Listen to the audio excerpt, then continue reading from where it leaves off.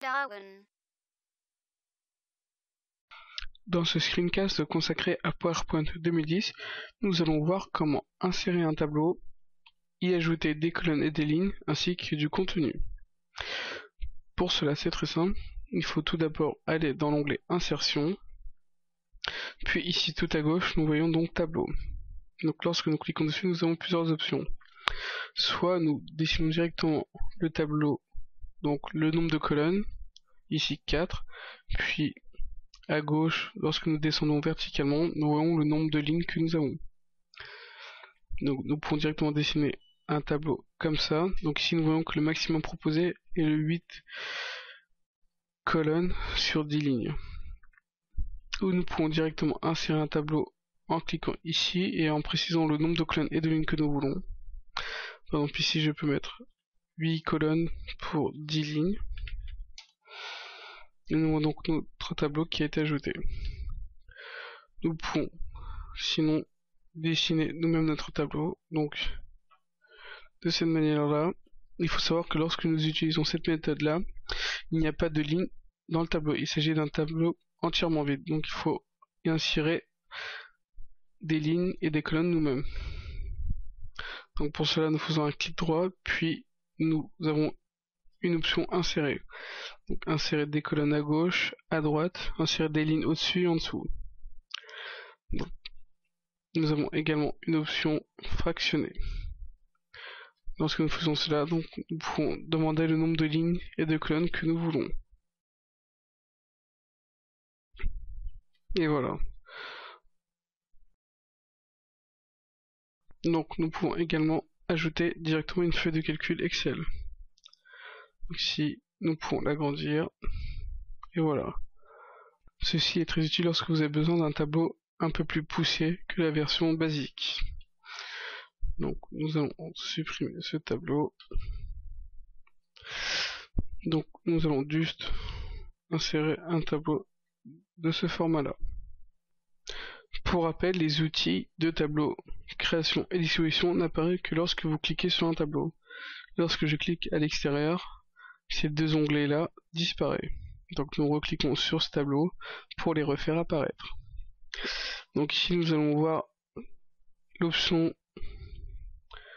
Donc ici nous allons voir les options de style de tableau. Donc c'est-à-dire par exemple colorer la première colonne qui permet donc de mettre des titres par exemple pour les lignes, etc. Donc nous voyons diverses choses plus ou moins intéressantes et qui sont plus ou moins adéquats avec ce que vous recherchez. Nous avons ensuite des styles de tableau. Donc ici nous avons divers.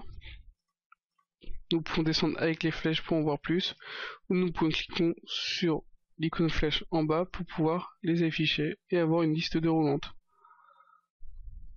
Par exemple, je vais choisir celui-là. Donc ici nous voyons que les bordures sont plutôt transparentes. Donc nous pouvons changer ça grâce à cette option bordure par exemple qui peut rendre ces bordures là foncées et ainsi les rendre plus visibles dans notre tableau. Nous avons également la trame du fond qui permet donc de modifier les différentes couleurs. Par exemple, lorsque là j'avais qu'une case de sélectionner, mais lorsque j'ai sélectionné le tout, nous pouvons voir que c'est toutes les couleurs qui changent. Nous avons diverses autres options comme le dégradé, etc. Ici nous avons des textures différentes pour avoir vraiment un style particulier.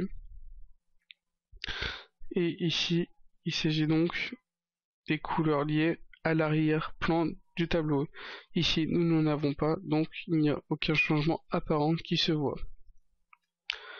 Donc ici, nous avons ensuite des effets, donc par exemple, ce genre d'effet assez orthodoxe. Ensuite, style rapide d'écriture. Donc cela s'appliquera si nous écrivons quelque chose, par exemple Dawan. Hop, ici nous allons donc sélectionner ce mot et voir que les styles rapides marchent bien. Nous avons donc ici ensuite la couleur de l'écriture. Ici le compteur de l'écriture. Et ensuite les différents styles de l'écriture, tels que les ombres, ainsi que la rotation, etc. Nous allons voir maintenant que nous pouvons changer les bordures de notre tableau pour un style différent ainsi qu'une épaisseur différente. Donc nous commençons par choisir le style de la bordure que nous voulons. Nous pouvons ici choisir la taille de cette bordure et ici la couleur de la bordure. Maintenant que ceci est fait, nous pouvons voir que notre curseur s'est changé en crayon. Donc pour changer une bordure, il suffit de cliquer dessus. Donc nous pouvons cliquer hop sur les diverses bordures et nous voyons donc que les bordures de chaque ligne sélectionnée a été changée. Pour modifier un groupe de lignes, il suffit de rester cliqué avec le clic gauche sur une bordure sans relâcher le bouton bouger jusqu'à là où nous voulons changer la bordure et de relâcher. Et là nous avons bien toute la ligne qui a été changée. Nous pouvons faire la même chose pour une ligne de colonne, hop, et voilà. Nous pouvons avec ce crayon bien sûr cliquer au milieu d'une colonne ou d'une ligne et dessiner donc une bordure. Cela ajoute une nouvelle ligne à notre tableau. Nous pouvons faire la même chose pour une colonne et voilà. Donc ici vous avez vu que le style du tableau s'adapte automatiquement pour que ce soit bien la première colonne qui soit en bleu. Voilà, donc une fois ceci fait, nous pouvons voir ici que nous avons également une gomme qui permet donc d'effacer par exemple des lignes dans notre tableau. Ici nous pouvons voir que la colonne que nous avons dessinée, nous pouvons l'effacer du début à la fin. Voilà. Maintenant que nous avons vu ceci, nous allons pouvoir aller dans l'onglet Dispositions. Ici nous avons plusieurs outils qui permettent de modifier la disposition de notre tableau, que ce soit en ligne, en colonne, etc. Donc ici nous avons une icône qui permet de sélectionner une ligne ou une colonne où se trouve notre curseur. Donc ici nous voyons que notre curseur se trouve sur la deuxième ligne de la première colonne. Donc si nous cliquons sur la flèche et nous faisons sélectionner la ligne, nous voyons bien que c'est la deuxième ligne qui est entièrement sélectionnée. Donc ensuite ici nous voyons que nous pouvons sélectionner une ligne entière. Pardon. Nous mettons notre curseur sur la troisième ligne, nous faisons un sélectionner la ligne, puis nous pouvons faire un supprimer les lignes. Hop, c'est bien la ligne que nous avons sélectionnée dans notre tableau qui s'est retrouvée supprimée.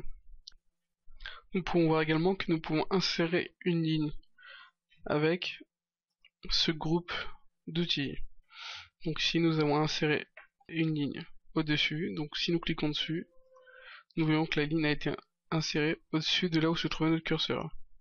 Par exemple, si nous mettons notre curseur ici et que nous faisons bien à gauche, que cela a été inséré. Nous avons également diverses autres options ici qui permettent de, par exemple, lorsque nous sélectionnons une colonne, la fractionner dans un nombre de colonnes voulu, par exemple 2 colonnes. Donc ici nous avons bien 2 colonnes qui ont été fractionnées. Nous avons bien indiqué une ligne, donc il n'y a que la case de cette ligne là qui a été fractionnée et non le reste. Lorsque nous sélectionnons un groupe de colonnes, nous pouvons les fusionner pour n'en faire qu'une seule. Donc ici nous avons une et même colonne. Par contre nous avons bien perdu toutes les lignes car nous avons tout sélectionné pour les fusionner ensemble. Si nous revenons en arrière, nous pouvons par exemple sélectionner ici ces 3 cases et les fusionner, et là nous avons donc bien ici 2 colonnes distinctes, mais en haut sur la première ligne une seule case. Ici nous avons également d'autres options qui permettent de modifier la hauteur et la largeur de la ligne et de la case. Ici nous avons distribué les lignes, donc ça permet d'uniformiser la hauteur des colonnes sélectionnées et celle des lignes. Donc ici nous avons les classiques centrés et autres pour le texte. Ici nous avons l'orientation du texte, donc par exemple ici lorsque nous sélectionnons Dawan, nous pouvons voir Nous pouvons donc le centrer. Si la ligne était plus grande, donc ici cet outil permet de centrer par exemple verticalement en haut, en bas le texte. Ici nous avons l'orientation. Donc si nous voulons que le texte soit écrit d'une manière assez particulière, ici nous avons les marges au niveau de la cellule. Ici pareil, nous avons la taille du tableau directement et non celle de la cellule. Ici nous avons un volet de sélection, donc lorsqu'on clique dessus nous avons un volet à droite qui s'affiche dans lequel nous pouvons voir tout ce qui est disponible dans cette diapositive. Donc ici nous voyons que nous avons notre tableau. Lorsque nous avons plusieurs tableaux par exemple, nous pouvons avec cet œil en forme d'icône cacher par exemple un tableau pour pouvoir mieux voir un autre tableau. Donc nous quittons cette fenêtre à gauche, nous retournons sur notre tableau et ici nous retournons dans l'onglet diapositive où nous étions. Ici nous pouvons également diverses options, donc aligner à gauche, centrer, etc. notre tableau. Nous pouvons également, lorsque nous avons des groupes de tableaux, les traiter comme un seul objet. Donc nous arrivons à la fin de ce screencast consacré à PowerPoint 2010 dans lequel nous avons vu comment créer un tableau, modifier sa mise en forme et y insérer des données.